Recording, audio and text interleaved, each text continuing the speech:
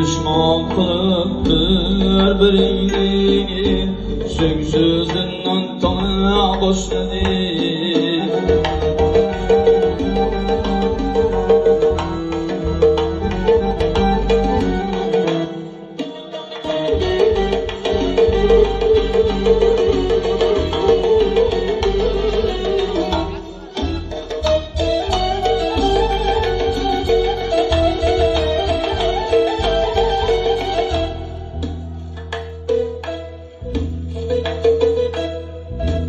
Gıybetçidir size abbe, küçük yürümez elime.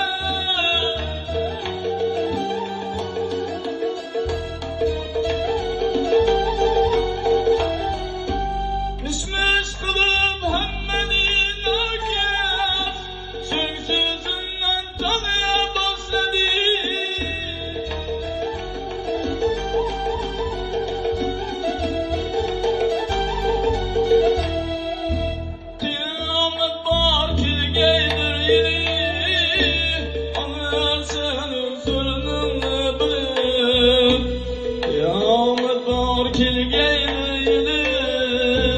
Anırsın öz urnunu bilip, gözün canın sözün düşünüp, içinden yığlay başladı. Nerimanın sözün düşünüp, içinden yığlay başladı. İnsanlar var dersin has, nahaklıklar köylümleşledi.